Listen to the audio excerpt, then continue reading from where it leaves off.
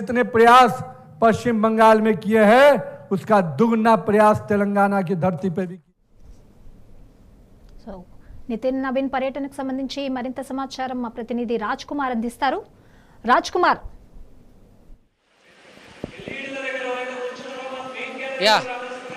ఆయన పర్యటనకు వచ్చారు. సో అక్కడ ఎవరెవరు మినిస్టర్స్ వచ్చారు, ఏం ప్రసంగిస్తున్నారు, ఏం ప్రసంగించబోతున్నారు?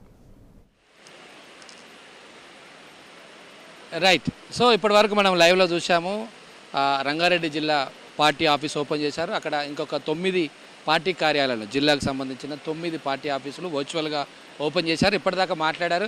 పశ్చిమ బెంగాల్లో ఎలా అయితే విజయం సాధించామో తెలంగాణలో కూడా అదే విజయం సాధ్యం అవుతుంది. దానికి క్యాడర్ అంతా కూడా బలోపేతం కావాలి, లేదా రెడీ కావాలని పిలుపునిచ్చారు. ఈ 3 రోజుల పర్యటనలో తెలంగాణ బీజేపీ నేతలను, కార్యకర్తలను ఒక దిశానిర్దేశం చేయడానికి ఈరోజు నితిన్ నవీన్ గారు తెలంగాణకు వచ్చారు. ఫస్ట్ ఈవెంట్ అయిపోయింది కార్యక్రమం. ఇప్పుడు మనం ఉన్న ప్లేస్ ఏదైతే నాంపల్లి ఎగ్జిబిషన్ గ్రౌండ్, ఇది 2వ ఈవెంట్. వీడికి వచ్చి బూత్ లెవెల్, ముఖ్యంగా హైదరాబాద్ సంబంధించిన చుట్టుపక్కల ఏదైతే 9 జిల్లాలు ఉన్నాయో, అర్బన్ సంబంధించిన రూరల్ అన్ని కలిపి 9 జిల్లాల బూత్ లెవెల్ కార్యకర్తలు కావచ్చు, నాయకులు కావచ్చు ఈ మీటింగ్కు అటెండ్ అవుతున్నారు. దాదాపు 12 నుంచి 15,000 మంది అటెండ్ అవుతారట. సో ఇప్పుడు ప్రస్తుతం మనతో పాటు భరత్గా ఉన్నారు. భరత్, చెప్పండి ఈరోజు మీటింగ్, ఈ ఉద్దేశము, తర్వాత మీ యొక్క ప్రెసిడెంట్, మీరు ఏం ఆశిస్తున్నారు, ఏం బెనిఫిట్ అవుతుంది అనుకుంటున్నారు పార్టీకి?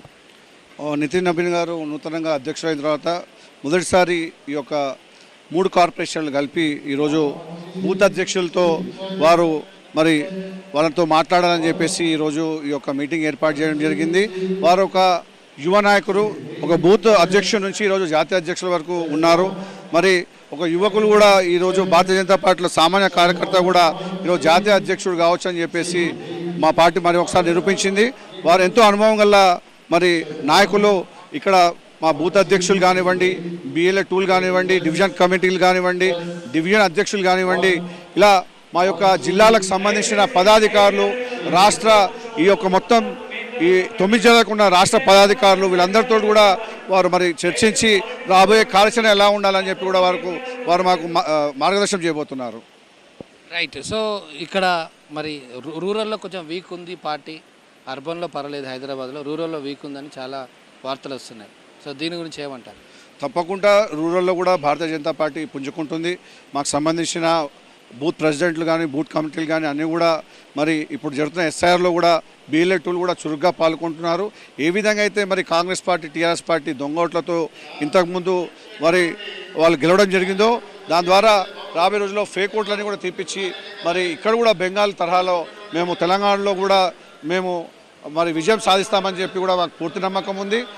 ఇక్కడ ఉన్న రామచంద్రరావు గారి నాయకత్వం కానివ్వండి, అలాగే మా మంత్రి గారు కిషన్ రెడ్డి గారు కానివ్వండి, లక్ష్మణ్ గారు కానివ్వండి, సంజయ్ గారు కానివ్వండి, అనేక మంది నాయకత్వంలో మేము తప్పకుండా విజయం సాధిస్తామనే నమ్మకం మాకుంది.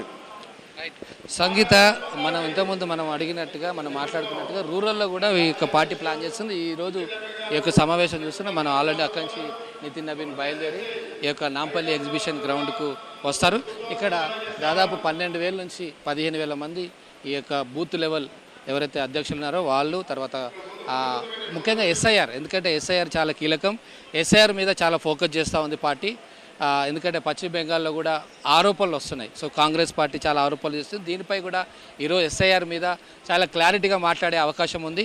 సో ఇది ఈసీ చేస్తుంది, బీజేపీ పార్టీ కాదు అని ఒకవైపు చెప్తూనే కార్యకర్తలకు దిశానిర్దేశం చేయన్నారు.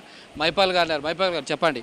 సో ఎస్ఐఆర్ మీద చాలా ఆరోపణలు వస్తున్నాయి కదా, ఈరోజు ప్రెసిడెంట్ దాని గురించి ఏం మాట్లాడబో మీరు అనుకుంటున్నారు? ఎస్ఐఆర్ మీద ఏదైతే కుహనా లౌకికవాదులు ఉన్నారో, అధికార పార్టీ ఉందో, అనవసరమైనటువంటి భ్రమతో మాట్లాడుతున్నారు. ఎస్ఐఆర్ అనేది ప్రజాస్వామ్యాన్ని నిలబెట్టేటటువంటి ప్రక్రియ. ఇది స్వతంత్రంగా చేస్తున్నటువంటి వ్యవస్థ. అసలు ఇందులో ఉన్నటువంటి బిఎల్ఓ ఆఫీసర్స్ కూడా రాష్ట్ర ప్రభుత్వ ఆధీనంలో ఉండి పనిచేస్తున్నటువంటి వ్యవస్థగా ఫస్ట్ వాళ్ళు పరిగణించుకోవాలి. ఏదో కేంద్ర ప్రభుత్వం దీన్ని ఇంప్లిమెంట్ చేసి వాళ్ళ యొక్క ప్రభుత్వ యంత్రాంగాన్ని ఇక్కడ కూర్చోబెట్టింది కాదు. ఇక్కడ ఉన్నటువంటి ముఖ్యమంత్రి గారు కూడా ముందు ఆలోచించాల్సినటువంటి విషయం ఏంటంటే బిఎల్ఓలను అలాట్ చేసింది ఎవరు, మీకు సంబంధించినటువంటి ప్రభుత్వ ఉద్యోగులే కదా, అది రాష్ట్ర పరిధిలో వచ్చేవాళ్ళే కదా. మీరు అనవసరంగా ప్రజలను అపోహ పెట్టేటటువంటి నిర్మాణాన్ని మీరు చేస్తున్నారు. ఇది మంచి పద్ధతి కాదు. ఎందుకంటే ఇది నిరంతర ప్రక్రియ.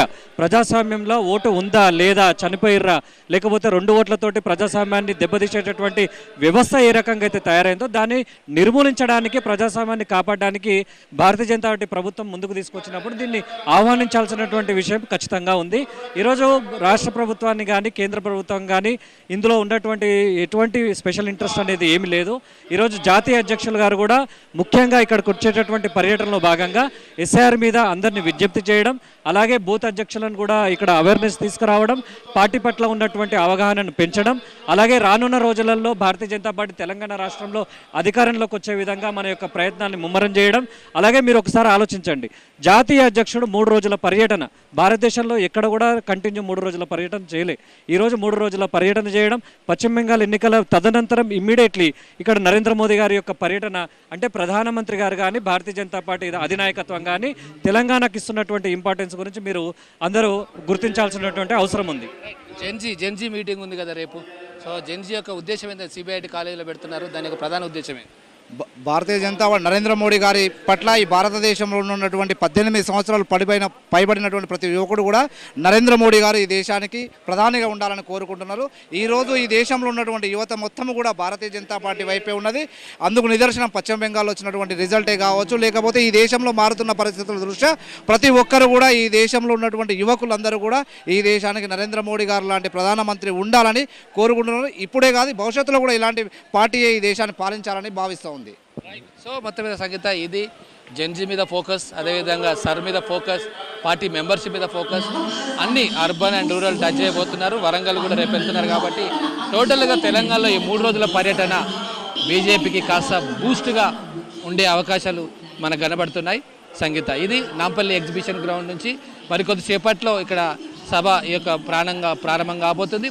ప్రధానంగా సర్ మీద మాట్లాడే అవకాశాలు ఉన్నాయి. కాంగ్రెస్ పార్టీ రాహుల్ గాంధీ మీద విమర్శలు చేసే అవకాశాలు మనకు కనబడుతున్నాయి. సర్ మీద కన్ఫ్యూజన్ చేస్తున్న పార్టీల మీద ఈరోజు జాతీయ అధ్యక్షులు మాట్లాడతారని పార్టీ శ్రేణులు భావిస్తున్నారు. ఇప్పటికే కేంద్ర మంత్రి కిషన్ రెడ్డితో పాటు పార్టీ సీనియర్లు అందరూ కూడా ఈ యొక్క సభా స్థలానికి వచ్చేశారు.